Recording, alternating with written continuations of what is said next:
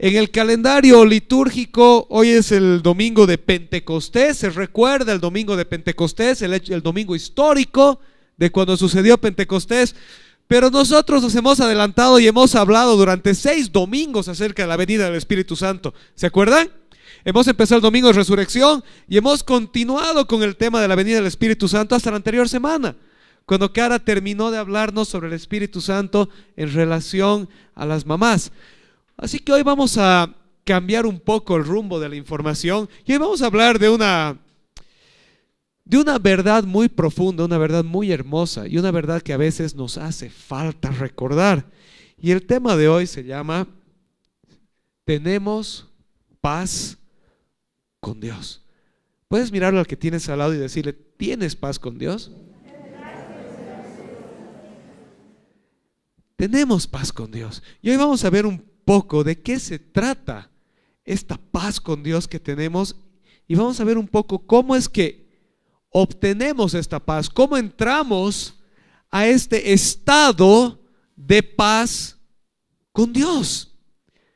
Porque realmente creo que todos sabemos que no vivimos una vida de perfecta paz, ¿verdad?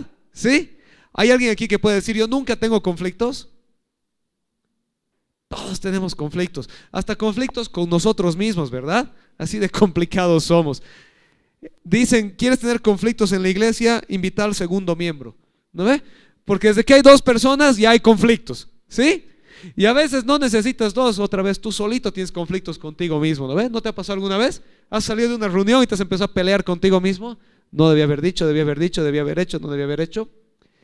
La vida es una vida de conflictos. Pero en medio de estos conflictos hay una hermosa verdad bíblica y es que tenemos paz con Dios. Y quiero ser otra vez claro en esto. No estoy diciendo que podemos tener paz con Dios, es que tenemos paz con Dios. Estamos en una situación de paz con Dios. Ahorita vamos a ver quién es y cómo. ¿Sí? ¿Amén? ¿Estamos acá? Ok. Pero antes de eso, vamos a hacer un pequeño repaso. No se preocupen, no lo vamos a leer, se los voy a contar del libro de Romanos, capítulos 1 hasta el 11. El libro de Romanos es la carta más larga del apóstol Pablo, tiene 16 capítulos. Y en este libro de Romanos, el apóstol Pablo describe, explica el evangelio, la doctrina, la enseñanza de la fe.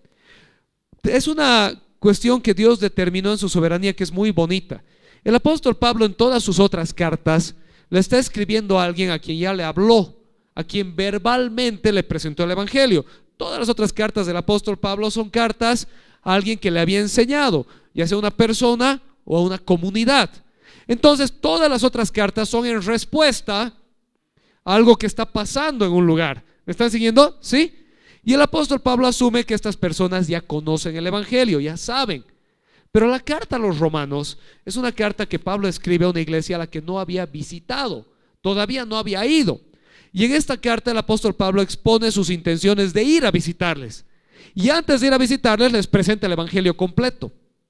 Y es algo que Dios permitió hermosamente en su soberanía, inspirar a Pablo para que él pueda escribir esta carta y quede para nosotros como el registro más completo de la enseñanza del evangelio. Amén. ¿Me están siguiendo? ¿Sí? Los capítulos 1 al 11 de Romanos describen la situación del ser humano, sin Dios y con Dios. Los capítulos 12 al 16 describen la actitud que deberíamos tener nosotros que tenemos a Dios. ¿Ok? Del 1 al 11 nos cuenta Pablo y dice, esto es lo que ha hecho Dios. Este eres tú sin Dios, este eres tú con Dios. Y del 12 en adelante nos dice, ahora que están con Dios, así deberían vivir. O sea que te animo, entre paréntesis, a que leas Romanos capítulos 12, 13, 14, 15 y 16. Porque te están hablando a ti, te están diciendo cómo espera Dios que vivas ahora que eres su hijo. ¿Amén? ¿Vamos bien?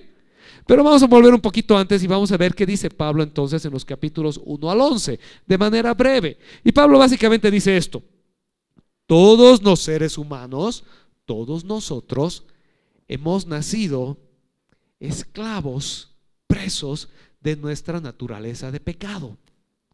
Todos hemos nacido esclavos de nuestra naturaleza de pecado. Hemos nacido por naturaleza, no solo con la tendencia a pecar, sino con la imposibilidad de no pecar. ¿Se los vuelvo a decir? No hemos nacido por naturaleza no solo con la tendencia a pecar, sino con la imposibilidad de no pecar. Y esa palabra pecado es muy abstracta. Oh, pecado, pero yo soy buenito, pastor, yo no hago nada. Hace rato hacíamos un ejercicio y les preguntaba: ¿quién tiene una vida libre de conflictos? Levante la mano. No necesitamos más evidencia, ¿no ve? Como dicen, para prueba un botón. Si viviéramos una vida libre de pecado, viviríamos una vida de absoluta paz. Es evidente en nosotros que no vivimos una vida de absoluta paz. Vivimos una vida de tensión, de conflicto entre el pecado mío y el pecado ajeno, ¿verdad? Entre el pecado mío y mi propio pecado, mi conflicto interno. Entonces, todos hemos nacido en esta situación. Debido a esto, todos nosotros hemos sido, y esto lo dice literalmente Romanos capítulo 3, destituidos, separados de Dios, sin acceso a Dios. ¿Sí? ¿Por qué? Porque Dios es absolutamente santo. ¿Pueden decir conmigo santo? Quiere decir, cuando hablamos de la santidad de Dios, quiere decir que Dios es absolutamente perfecto, que Él no tiene error, que en Él no hay maldad, que en Él no hay contradicción.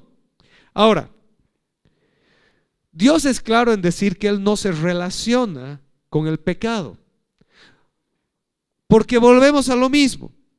Si un Dios santo entra en una relación con el pecado, estaríamos diciendo que Dios entra en el juego del pecado. ¿Me están siguiendo? ¿Sí? Entonces, ¿qué pasa con la santidad de Dios? La santidad de Dios literalmente aniquila el pecado, lo destruye. ¿Sí? ¿Por qué? Porque ¿qué pasa entre mi pecado y el pecado del Jairo? Si entramos en conflicto, ¿quién gana? El más fuerte, ¿no ve? Pero aunque ganes, sales mal. El pecado siempre tiene consecuencias de destrucción. ¿Me están siguiendo? ¿Sí? El pecado siempre trae destrucción. El resultado, la paga, la consecuencia del pecado, la consecuencia final es la muerte.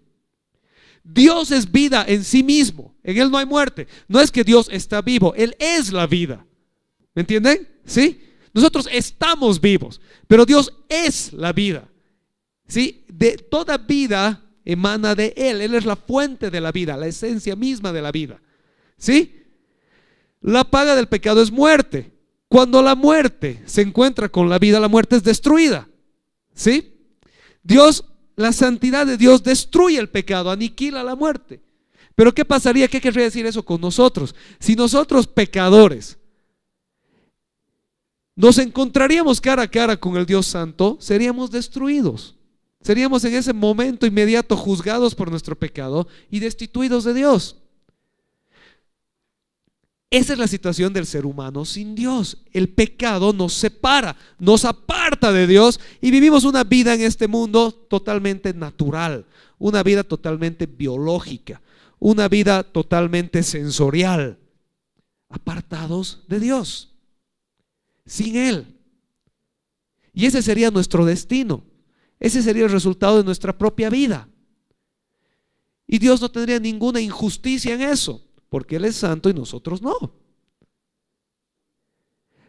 Pero Dios, que nos ama, diseñó un plan, un mecanismo para devolvernos a una relación con Él, para llevarnos de regreso a poder tener acceso a Él, a su presencia. Seguimos contando Romanos capítulos 1 al 11. ¿Qué hizo Dios? Nuestro Dios es un Dios trino, Padre, Hijo y Espíritu Santo. Un Dios en tres personas. Un concepto bastante complejo que ahorita no lo vamos a desarrollar. Pero como en nuestra fe cristiana, en la revelación de la fe, en la palabra de Dios y en la historia, encontramos que tenemos un Dios en tres personas: Padre, Hijo y Espíritu Santo. La segunda persona de esta Trinidad, el Hijo, se encarnó, se hizo uno de nosotros. Nació de María, virgen, y Jesús de Nazaret, era la perfecta unión entre Dios y la humanidad. Jesús era completamente Dios y Jesús era completamente hombre.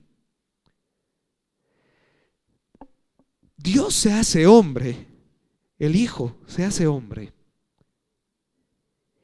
y Él vive la vida que nosotros no podemos vivir, una vida en perfecta armonía con Dios Padre, porque Él también es Dios.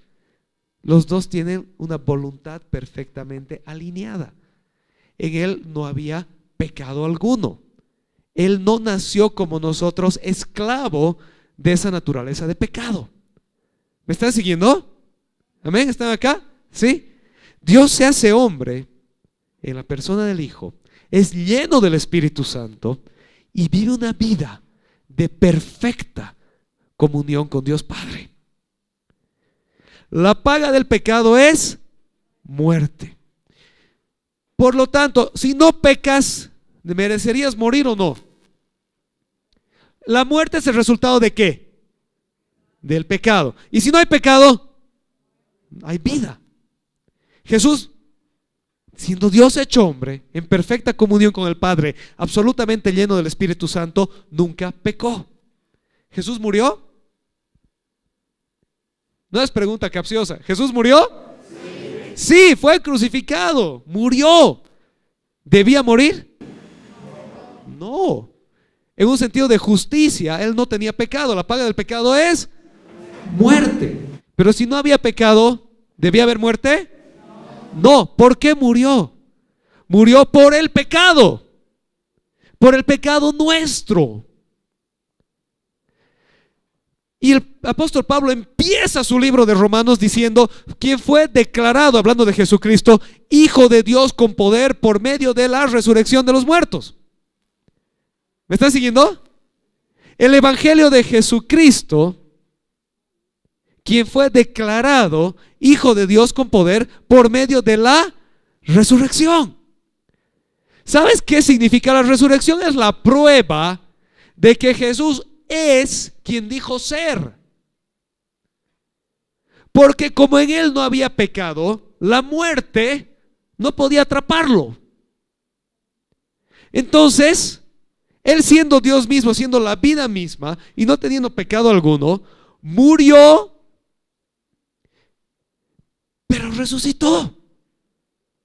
Y esa resurrección demuestra que Él realmente no tenía pecado alguno, que Él realmente no era cualquier persona, no era un profeta, no era un maestro, no era un rabí, era Dios mismo, el Hijo hecho hombre. ¿Amén? ¿Me están siguiendo?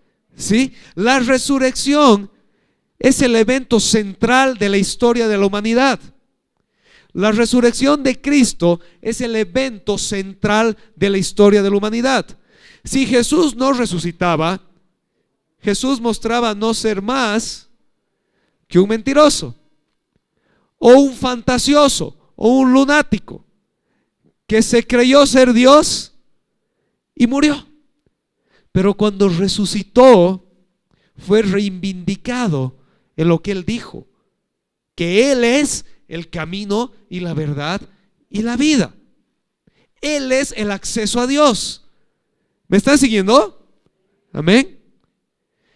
Esa resurrección demuestra que Jesús es la vida misma y que su muerte tiene el poder de pagar el precio de mis pecados y tus pecados y los pecados de toda la humanidad.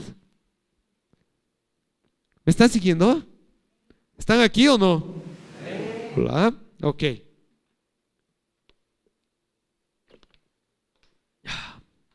Perdón, como les dije, estoy afónico, no tengo COVID otra vez, tengo el test negativo, estoy con laringitis nada más, ¿ya?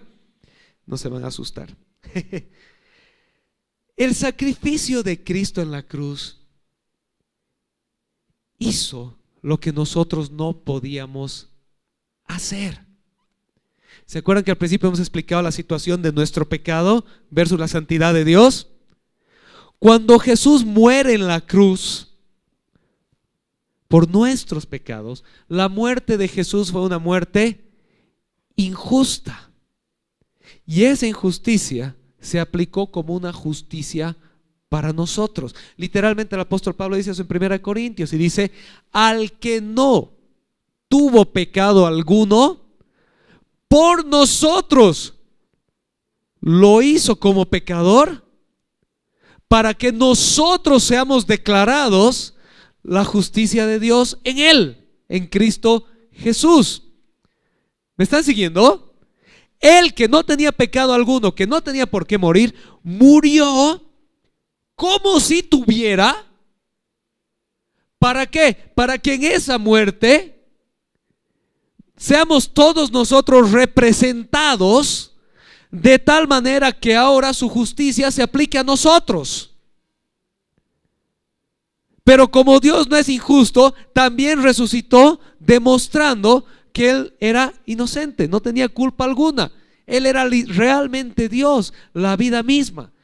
Y ahora en Él tenemos acceso a esa vida.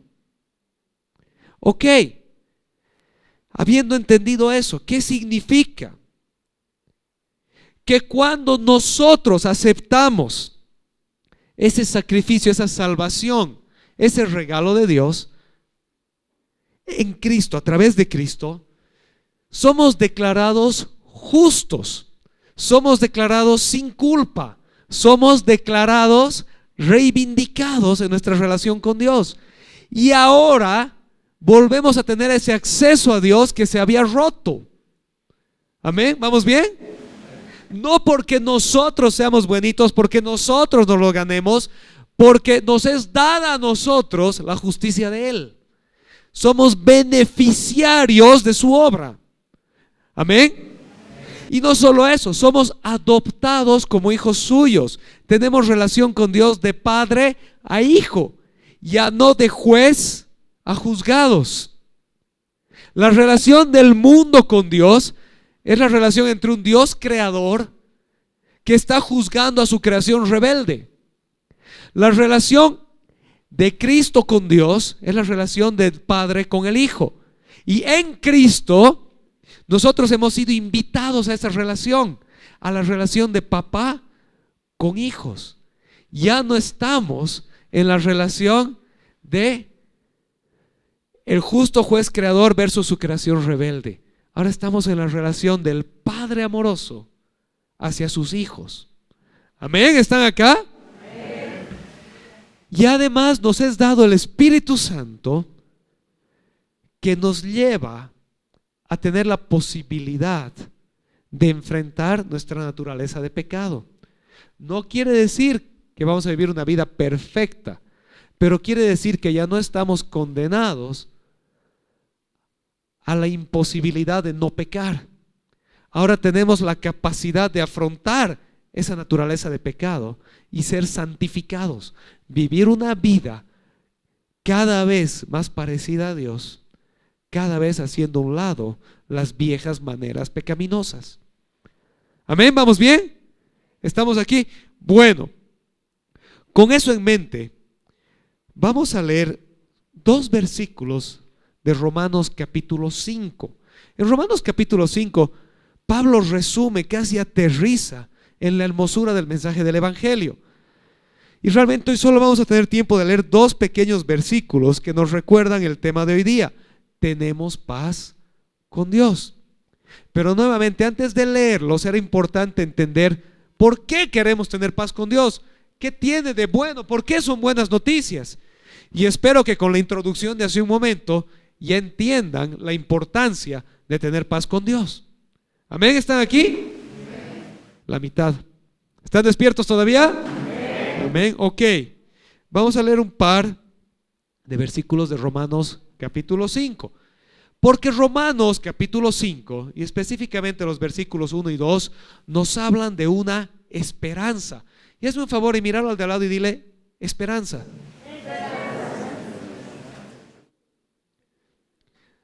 ¿Sabes qué? Vivimos en un mundo de desesperanza. ¿Puedes decir conmigo esa palabra? Desesperanza. Desesperanza. A ver, despierten, despierten. Desesperanza. Desesperanza. La desesperanza es realmente lo más terrible que un ser humano le puede pasar. Es tocar fondo y no poder salir. ¿Sabes qué? Si los últimos 2 años nos han enseñado algo, 3 años van a ser con la pandemia, es el sentir de desesperanza, de saber que hay en este mundo realidades contra las que no podemos, que este mundo, por muy tecnológicos y avanzados que seamos, hay momentos en los que nos va a golpear y nos va a dejar sin salida. La realidad de este mundo es una realidad de desesperanza, pero la realidad con Dios es una realidad de esperanza. Tenemos esperanza. Amén. Y esa esperanza está ligada a nuestra paz con Dios. Porque si seguiríamos estando en enemistad con Dios por causa del pecado, seguiríamos estando en desesperanza. Si Dios seguiría apartado de nosotros, no tendríamos esperanza alguna. Estaríamos abandonados a la realidad de este mundo. Pero al tener paz con Dios, adquirimos también una esperanza. Vamos a leer Romanos 5, 1 y 2. En consecuencia, ya que hemos sido justificados mediante la fe, tenemos paz con Dios por medio de nuestro Señor Jesucristo. También por medio de Él y mediante la fe tenemos acceso a esta gracia en la cual nos mantenemos firmes, así que nos regocijamos en la esperanza de alcanzar la gloria de Dios. Vamos a desglosar estos 2 versículos. Tengo una pregunta. En estos 2 versículos, el verbo central es el verbo tener. Si los pueden leer, si alguien tiene Biblias a la mano, ¿dónde encuentran el verbo tener en estos versículos? A ver, se los voy a volver a leer. Presten atención, ¿dónde está el verbo tener? En consecuencia, ya que hemos sido justificados mediante la fe, tenemos paz con Dios por medio de nuestro Señor Jesucristo. También por medio de Él y mediante la fe tenemos acceso a esta gracia en la cual nos mantenemos firmes. El verbo tener está al centro de estos versículos. Es el corazón de estos versículos. Es un verbo importantísimo. Y vamos a analizarlo entonces en el versículo 1. Romanos 5:1 dice lo siguiente: ya que hemos sido justificados por medio de la fe. Esta expresión hemos sido justificados en el griego está nada más describiendo un hecho, no es una acción, es una descripción de un hecho. ¿Me están siguiendo? ¿Sí? Como un resultado, una consecuencia, un componente de la fe es que hemos sido justificados. Has sido justificado. ¿Qué quiere decir que hemos sido justificados? Bueno, les he explicado al principio que la justicia de Jesús nos ha sido dada y hemos sido declarados perdonados de nuestros pecados. No por nosotros, no porque lo hemos ganado, no porque lo merecemos, sino porque Él lo hizo a nuestro favor. ¿Me están siguiendo? ¿Estamos aquí? Amén. El mejor ejemplo que se me ocurre, y no solo a mí, creo que es un ejemplo común, pero es el siguiente. Tú has cometido un crimen. Deberías ser juzgado por ese crimen y pagar la consecuencia. Pero alguien viene en tu lugar Y dice, sí, él ha cometido el crimen, pero yo voy a pagar la condena en su lugar. Pero no solo eso, porque dirías, es una injusticia que un inocente pague por el culpable. Pero esta persona inocente no solo dice voy a pagar en su lugar, sino que se achaca sobre sí el crimen y te declara a ti libre, justo, separado, inocente de ese crimen. ¿Me están siguiendo? La justicia de Él nos es dada a nosotros. Amén. Entonces, hemos sido justificados mediante la fe. Ojo, la fe es el mecanismo por el cual accedemos a esa justificación. ¿Están acá? Sí, está disponible para todos, pero no todos la reciben. La fe es el mecanismo de acceso a esa justificación. Hemos sido justificados mediante la fe, y ya que hemos sido justificados, ¿qué tenemos? Tenemos que paz con Dios. ¿Qué tenemos? Paz con Dios. Tenemos paz con Dios. No es que podemos tener, no es que vamos a llegar a tener. Tenemos paz con Dios. ¿Están acá? Por medio de la fe hemos sido declarados justos y ahora tenemos paz con Dios.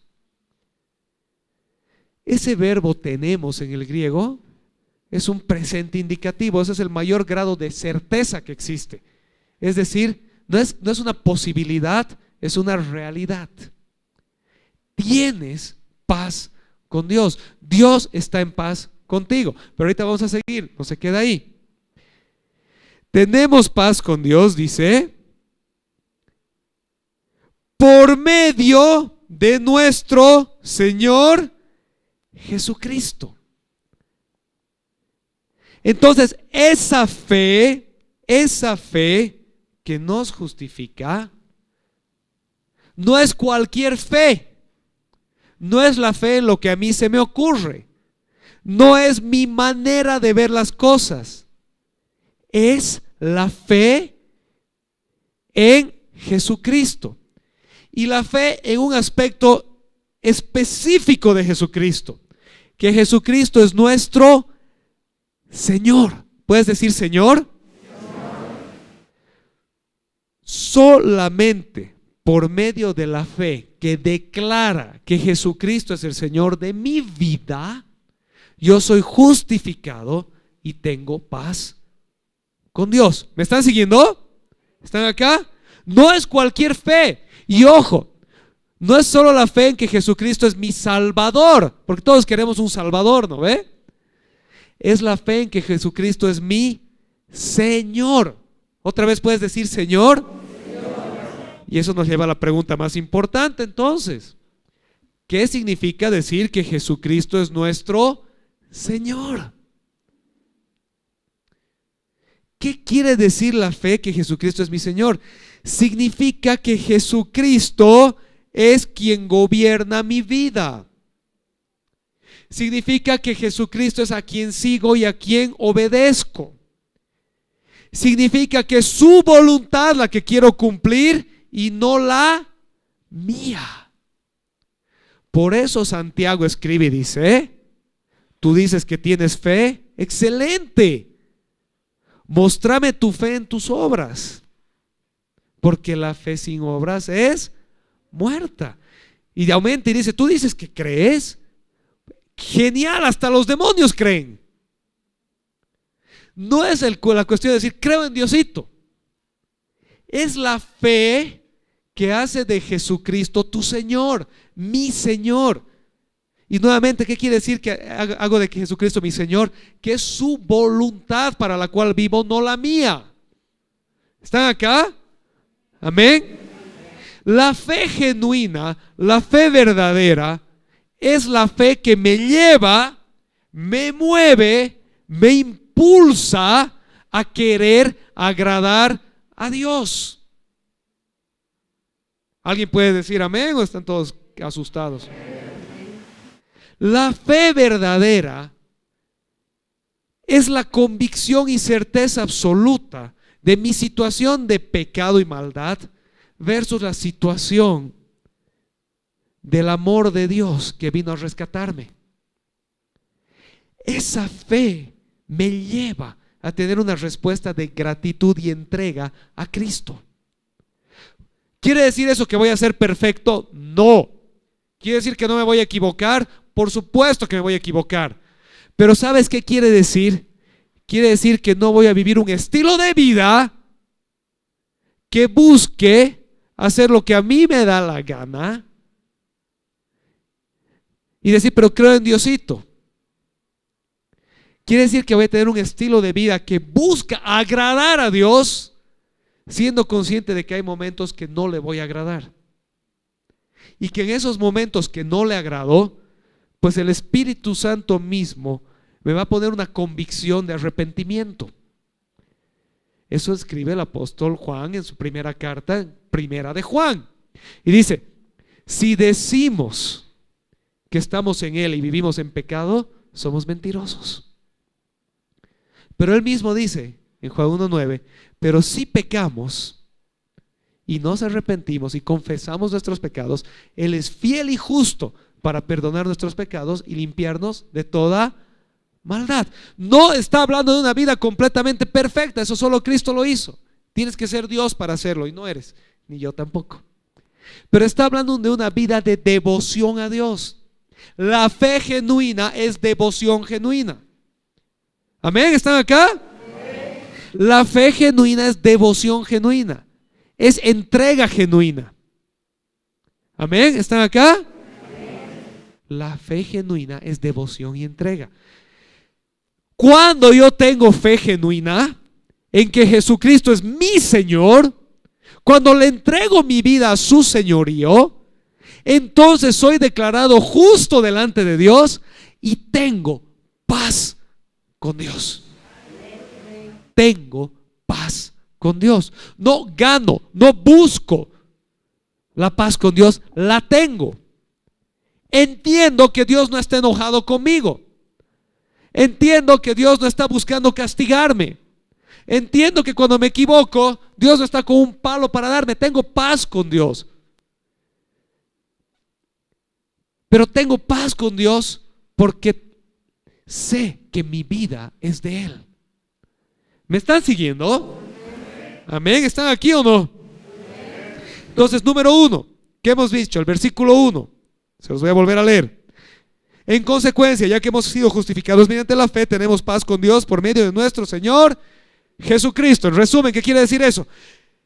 Que por medio de la fe en el señorío de Jesucristo, es decir, por medio de mi entrega genuina en devoción a Cristo, en obediencia a Cristo, en búsqueda de Cristo, ahora he sido declarado justo por Dios y tengo paz con Él. Tengo paz, vivo en paz con Dios. Amén. Y entonces vámonos al versículo 2. También por medio de Él. ¿Quién es Él? ¿Quién es? Por medio de Jesucristo. Y mediante la fe tenemos acceso a esta gracia en la cual nos mantenemos firmes. Así que nos regocijamos en la esperanza de alcanzar la gloria de Dios. Les voy a dar una traducción un poco más literal del versículo 2, que dice así: por medio de Él, de Jesucristo nuestro Señor, también hemos tenido acceso continuo hacia esta gracia, en la cual permanecemos firmes y nos regocijamos en la esperanza de la gloria de Dios. La traducción NBI en español le añade una palabrita, acceder. No sé por qué le han añadido esa palabra, porque esa palabra no está. No tenemos la esperanza de acceder a la gloria de Dios, tenemos la esperanza de la gloria de Dios. Eso dice el versículo en el original. Vamos a desglosar un poco entonces este versículo.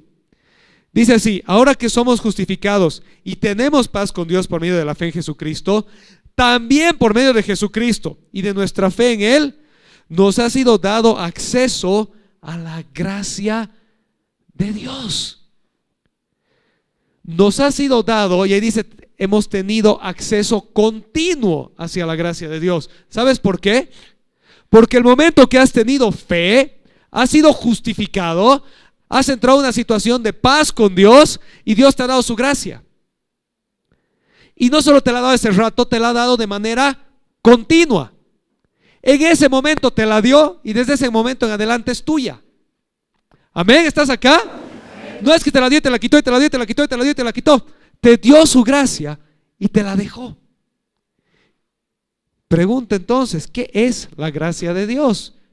La gracia de Dios es un concepto complejo, imposible definirlo ahorita, pero en maneras sencillitas, significa que tenemos el favor de Dios.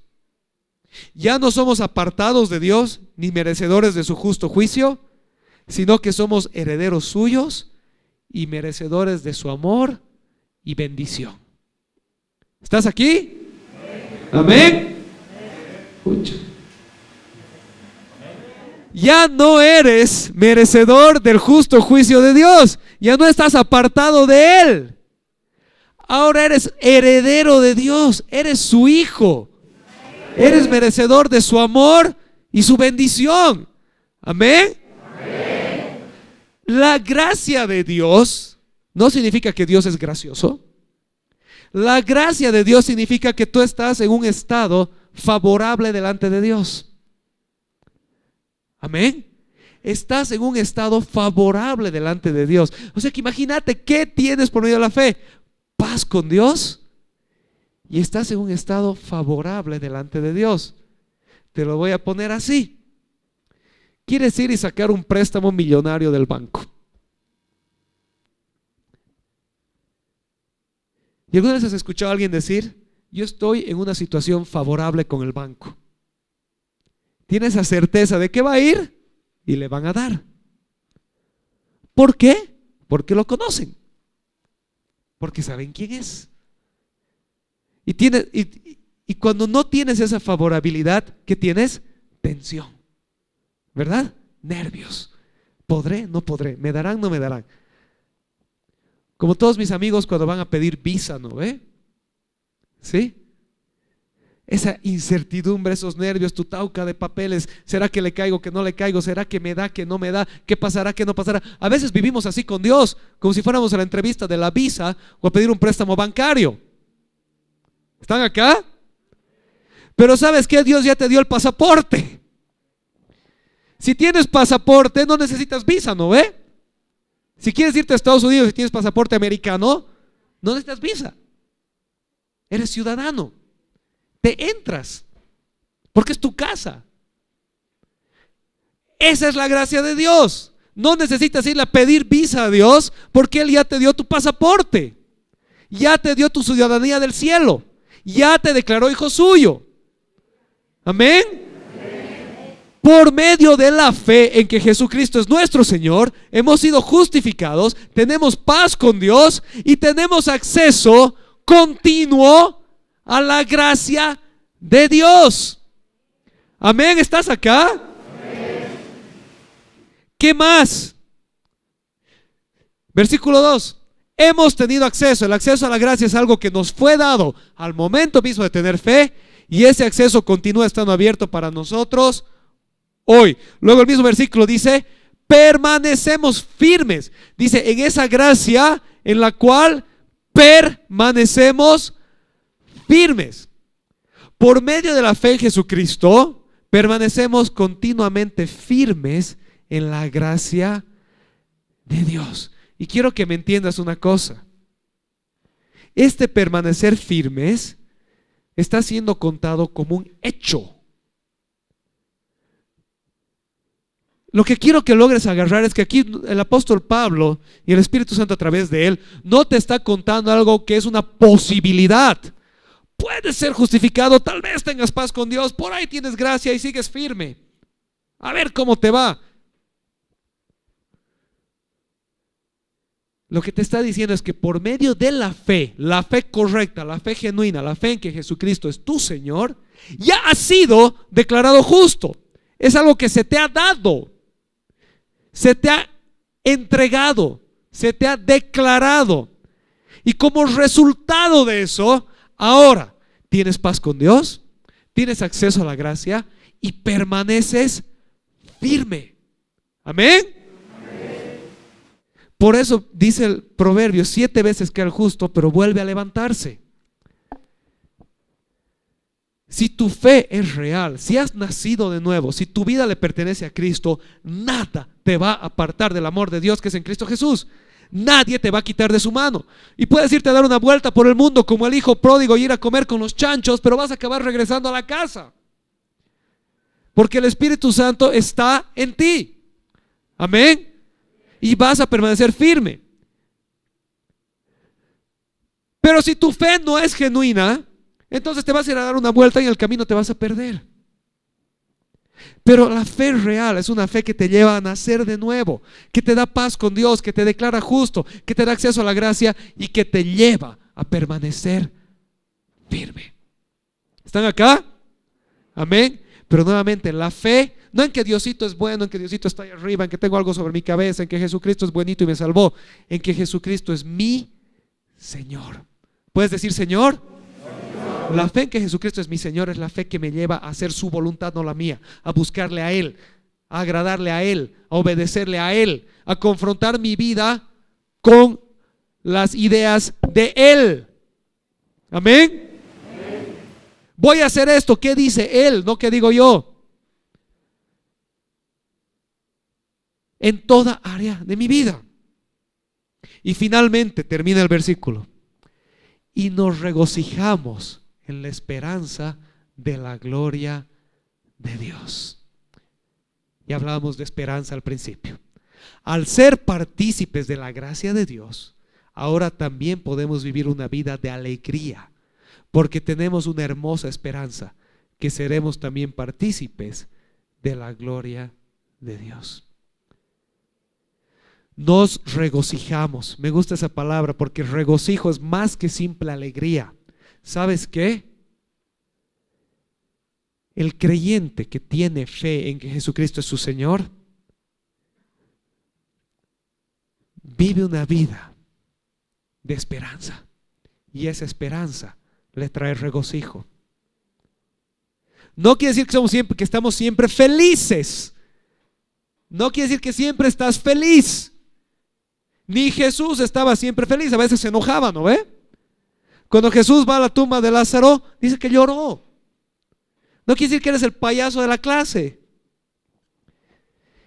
Tienes regocijo, alegría, porque tienes una esperanza, y esa esperanza es la gloria de Dios. Esa esperanza es el hecho de que no importa lo que aquí suceda, este no es el fin.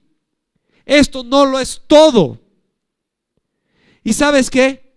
Esa esperanza no es vana, porque Dios nos libre de que un día nos toque enfrentar situaciones de desesperanza.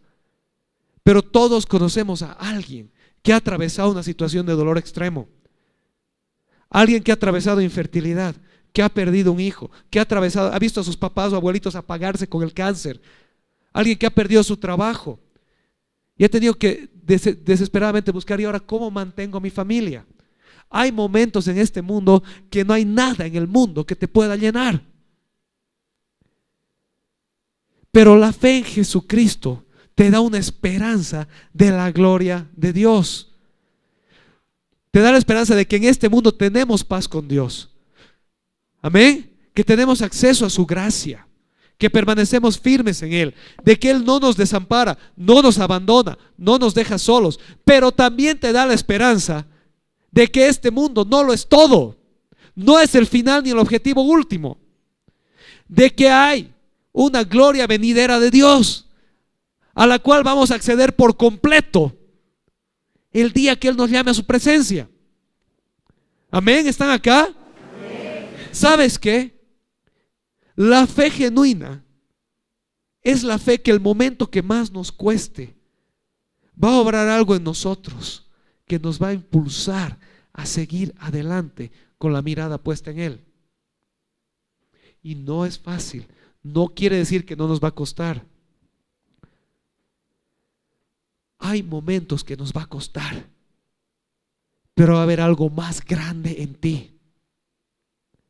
Y sabes que de verdad, si me permites compartirte esto, los que nos conocen de muchos años saben que había una etapa en la vida de mi esposa y de mí, 6 años más o menos, cuando sí hemos atravesado el túnel oscuro de la infertilidad, que no era fácil. Toda pareja, bueno, no toda, pero casi toda pareja, imagino que sueña un día tener hijos, formar un hogar. Y una de las cosas más difíciles que te pueden decir es mirarte a los ojos y decir: olvídalo, no va a pasar. Mejor disfruten su juventud, viajen y pásenla bonito, porque no va a suceder. ¿Y qué haces en ese momento? El mundo se te cae. No sales de ahí bailando feliz. ¿Qué haces en ese momento? Pero ¿sabes qué? Después de que te da la pataleta y reniegas y lloras y golpeas la pared y tiras tu Biblia por la ventana, bajas y la recoges. Porque hay algo más profundo en ti que te recuerda esto. Nos regocijamos en la esperanza de la gloria de Dios. Recordamos que hay algo más grande y que si mis planes tal vez no se cumplen, los de Él son mejores. Y aprendemos a ser llenos de Él. En nuestro caso, no sé por qué, hasta ahora no sé, pero en su gracia y su soberanía, Dios permitió que lleguen nuestros hijos. Uno llegó biológicamente por el embarazo de mi esposa, el otro llegó por medio de una adopción. ¿Y sabes qué? Los dos los envió Dios, los dos son igual mis hijos, los dos son un reflejo del amor de Dios en mi hogar. Amén. Y qué horrible hablar de mí, lo siento, pero quiero contarte, solamente te lo quiero decir, discúlpame, no me gusta hablar de mí, pero te lo quiero decir porque realmente hay momentos en los que vamos a atravesar oscuridad. Pero cuando tu fe es genuina y caminas con Dios, vas a acordarte de esto, que nos regocijamos en la esperanza de la gloria de Dios. Amén. Y el dolor va a estar, y la frustración va a estar, y el cansancio va a estar, y los porqués van a estar, pero va a haber algo más profundo, más grande en ti, que te va a permitir seguir adelante y no destruirte. Amén. Pero necesitas caminar con Dios. Concluyamos entonces. ¿Podemos ponernos de pie?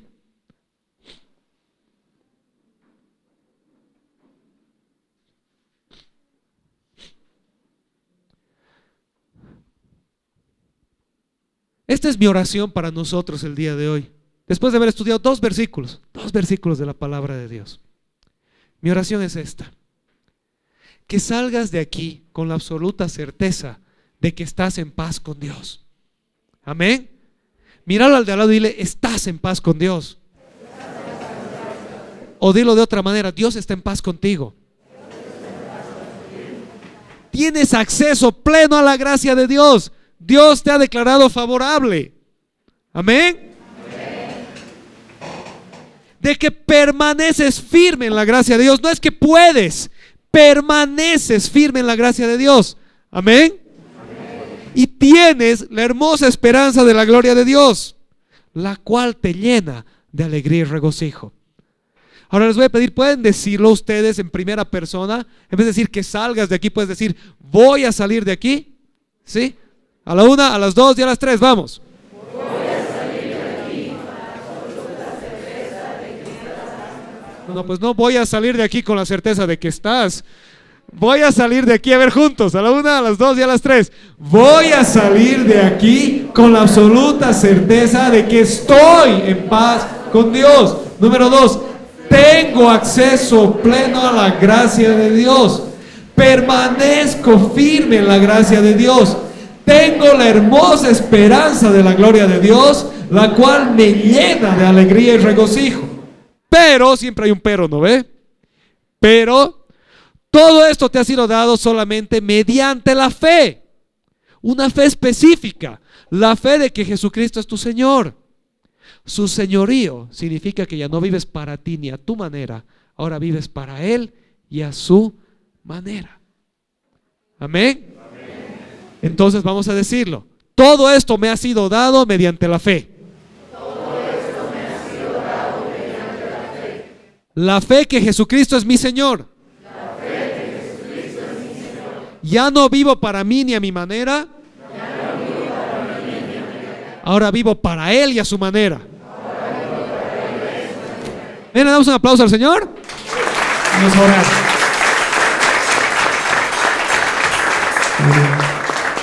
Señor, te doy gracias el día de hoy. Gracias por tu palabra que nos alienta, nos confirma y nos consuela, Señor. Gracias porque todo cuanto somos y tenemos no depende de nosotros, de qué tan hábiles somos, qué tan buenos somos, qué tan capaces somos. Depende de tu amor infinito e inmerecido. Depende del hecho de que tú te entregaste por nosotros, nos devolviste a ti, nos adoptaste como tus hijos, nos declaraste justos y dijiste: ahora estoy en paz con ustedes, ahora les doy mi gracia favorable, ahora tienen la certeza de que están firmes en mí y pueden vivir con la alegría de la esperanza de la gloria de Dios. Señor, si no hubiera más promesas que esas, esto es suficiente para saber cuán hermoso es estar contigo. Que el Rey de Reyes, Señor de Señores, Dios Santo, justo, soberano, creador, se haya fijado en nosotros. Y que por nombre y apellido venga y nos diga: te amo, eres mi hijo, eres mi hija. Ven, entra. No necesitas tocar la puerta. No necesitas hacer trámites. Mi puerta está abierta para ti. Mi trono es accesible para ti. Siéntate conmigo, recibe mi abrazo. Acuérdate de la esperanza en mí. Ten paz.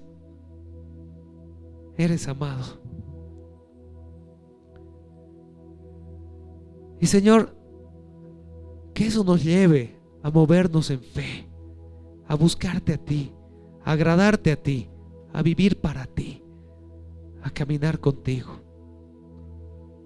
Te damos gracias, Padre amado, en el nombre de Jesús. Amén. No sé si alguien ha sido bendecido por Dios. ¿Le puede dar un aplauso al Señor? Decir amén. Amén. Qué hermoso tiempo juntos en el Señor esta mañana. Yo aprendí mucho de su palabra. Espero que tú también te hayas sentido muy cómodo con el mensaje y hayas aprendido de nuestro Dios.